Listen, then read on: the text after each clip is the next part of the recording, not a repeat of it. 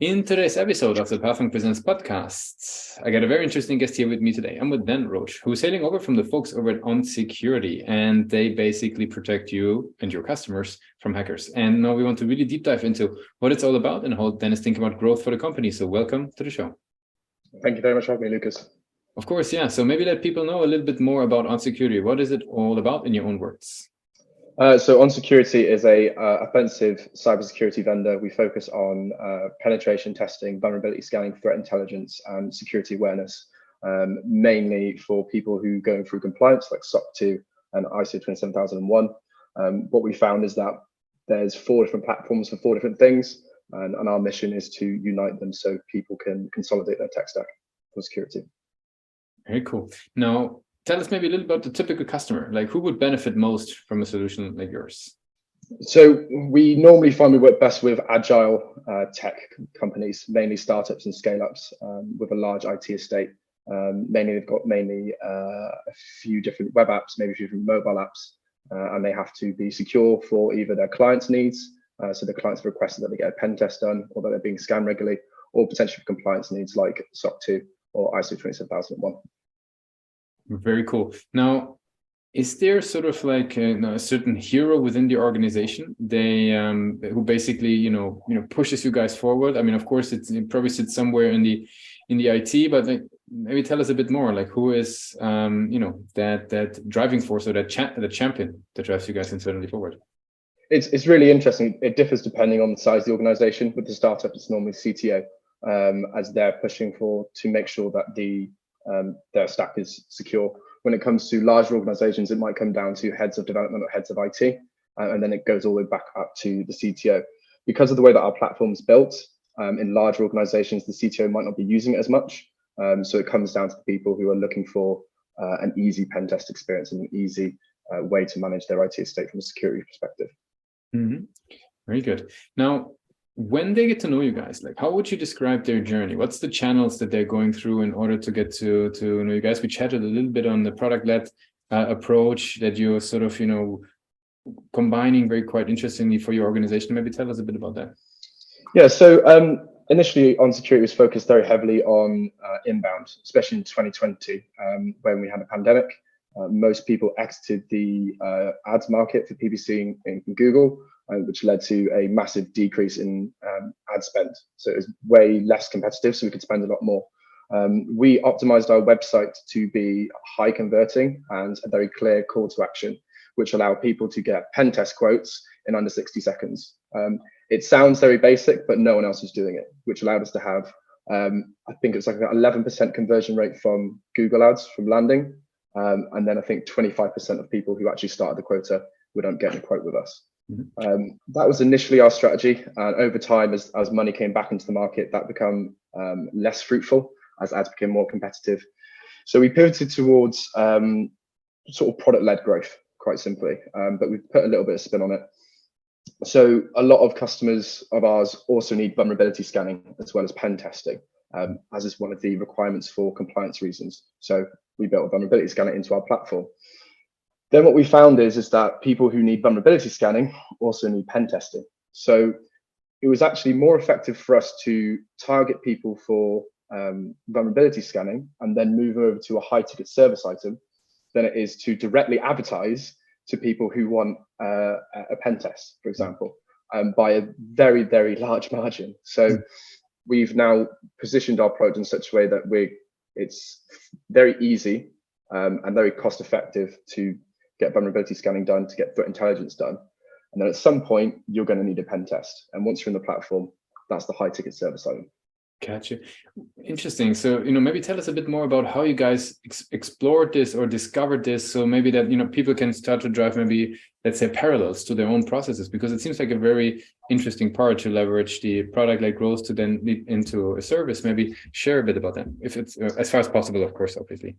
Yeah, of course. So what we first found is that there was a need from our clients that they needed vulnerability scanning. So we identified the pain point and they're using other products. We obviously had the philosophy that everything's moving towards a more platform focused model anyway. So everyone wants to have their single source of truth. Everyone's trying to have everything into HubSpot or into Salesforce or something like that. So we thought, okay, we'll try adding that into as a as a part of our platform. And then we thought, okay, well, how much does it cost to get leads for this vulnerability scanner? And it turned out that it was way as a fractional compared to high intent pen test quotes. So the numbers just worked. And I think it's very interesting to see those. We're very unique in the sense that we're non-funded, so we haven't had any funding yet, and we've purely been focused on scaling up as a service organization, not a SaaS organization. It'd be interesting if there's any SaaS organizations that can offer high-ticket service items that allow you to basically pay off large amounts of ad spend for your SaaS product while still getting that MRR over time. It's two dual sources of revenue, which we did a little experiment. We looked at the conversion ratios to our product. It was pretty good, but to service, it was really good, really incredible to see. To be honest with you. Gotcha. Very good. So let's switch gears a little bit and talk a little bit about the website in itself. When it comes to driving conversions, like what have you learned now that you guys basically have a conversion goal into the free trial? What have you learned? Is there certain learnings, approaches, methods that you applied in order to drive those trial signups? Yeah, so I think myself, I'm a mainly technical person, so optimizing the website. So we've got a static based website which increases the speed. We recently switched over our website to Gatsby. As soon as we did the switch, we started ranking in the top 10 in America. So just the very basic technical things we were doing right. We had a few problems where, because we're offering a product and a service, it might be difficult to misattribute people. So people may have signed up for the product, but actually want the service, and vice versa.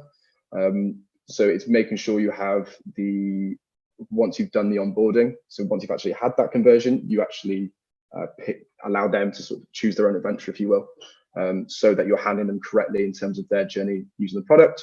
Or do you need sales to come in and talk about the service? Very good. Now, where do you see major room for improvement now, as you already started bringing a lot of changes to the page? Where do you see room for further improvement? It's definitely in our messaging, I think. We had the same last time we did a website rebrand. Website was nicer, felt good, and then after about a few weeks, you're like, okay, we probably need to update the messaging here, and keep it fresh and more relevant to the people who are signing up. The conversion rate's good, but it could always be better, and I think that's going to be coming down to people identifying their problems when they first land on the page.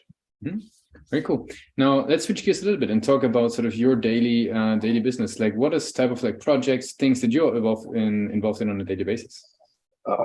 That's a very big question. So I look after sales team. I look after sales department, marketing department, and customer success, which we built over the past, I guess it's 3 years now. So my background, I guess, is a ex-software engineer, and then moving into sales and marketing, and then more revenue operations, is aligning all those teams. So it can be dipping into the marketing team, seeing how the campaigns are going. It could be talking to sales to make sure they're actually hitting their numbers and doing forecasting, or can be jumping into CS to look at improvements to the process to drive more MRR.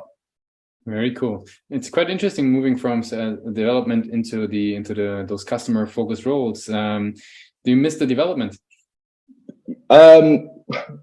Yes and no. I mean, I can't say that I miss it, because that's kind of my approach has been to I call it the revenue organization, going into sales and marketing and all these things with no formal experience or no formal training is a blessing and a curse. But the blessing is that I can approach it as a software engineer, as opposed to someone who's been tightly boxed or taught 3 years of university about how to do marketing. Yep, makes sense. Cool. Got some rapid fire questions to wrap it up for today. Are you ready for those? Yep. What's the last book you read? For Promises, I think, is the last one I read. What's the one single thing that your company is focused on the most at the moment? Single platform for offensive security. If there would be no boundaries in technology, what would be the one single thing that you would wanted to fix for your role today? Cloning, I guess. Probably clone myself. If you, okay, sorry, I don't want to interrupt.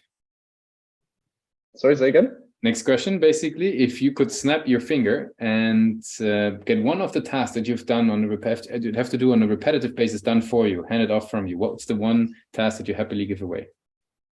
That's a very good one. Forecasting. And for the very last question, if today would be your first day joining OnSecurity, what's the one advice you would give yourself? Oh, just talk to everybody. Everybody's lovely.